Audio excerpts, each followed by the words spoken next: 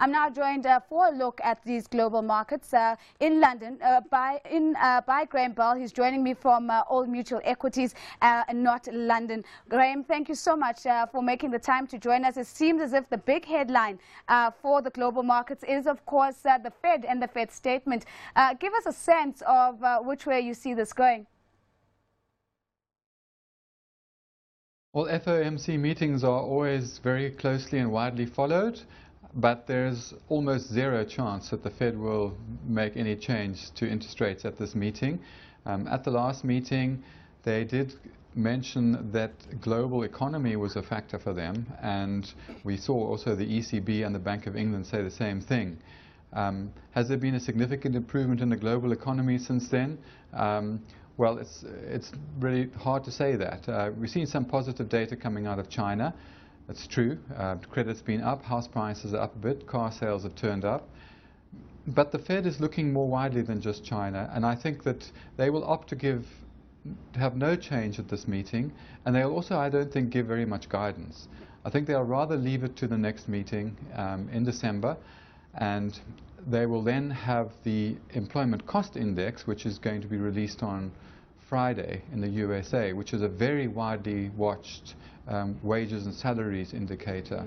The last time it came out, it's a quarterly indicator, it had a very sharp fall and surprised everybody. So the expectation is it's going to pick up, but nobody knows how much it's going to pick up.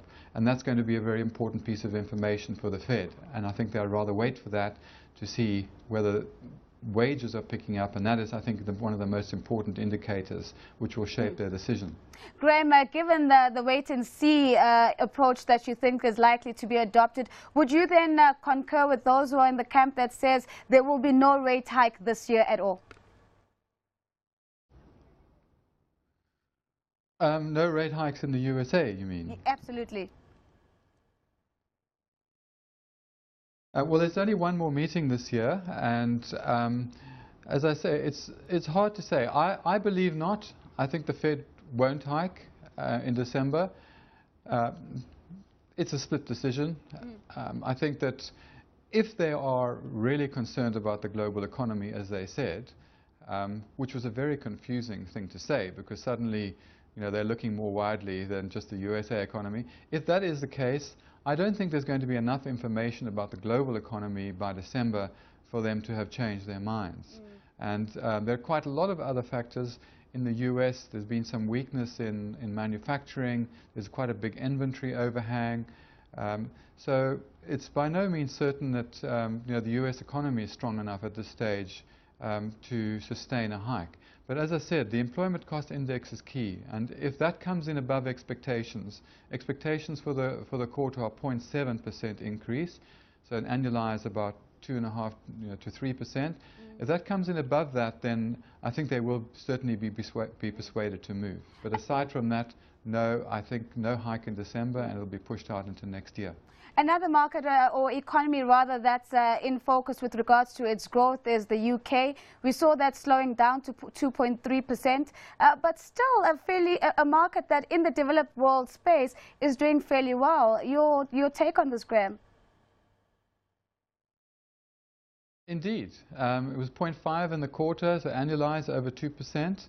The two factors that brought it down were construction, which is sure to bounce next quarter, and manufacturing, which is a bit mixed.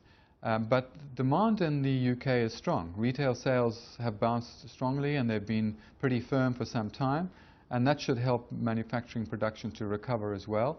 Inflation is very low, even slightly negative. So the overall tone in the economy is still pretty positive. So Bank of England, this data probably caused the Bank of England to sit back and watch for a little bit longer. That's probably quite true. But at some point next year, the BOE is also likely to hike, but not too early on in the year. I guess they'll wait a little bit just to see how things work out. And maybe a quick move away from the macro issues and maybe just a quick focus around corporate news, in particular VW. We know that they've had to make provision for those massive fines coming their way, but we are seeing a loss of 3.48 billion euros. That's a big number to stomach, Graham. Well, they've taken a big charge. The charge of 6.7 billion euros is bigger than they initially estimated. If that hadn't been the case, they would have had a very good operating quarter. It would have been up about 4 billion euros versus 2.9 of the same quarter of last year. And sales in Europe and the US were strong. But that's exactly the point, is that those two regions are key for them following this disaster. And so the sales data haven't yet picked up the impact of that revelation. So we really need to see what happens in the current quarter to sales in Europe and the US. My feeling about Volkswagen is that the charge that we've seen so far is likely to continue to rise. It's going to be a bit like the disaster in the Gulf, that oil story with BP. I think it's something that can run and run, and it's a long way from being over for Volkswagen. The brand, I think, has been materially damaged, and I think things are going to continue to get worse for them. On that negative note, things are going to continue to get worse. Graham, thank you so much for your time. That, of course, is Graham Bell, strategist for Old Mutual Equities.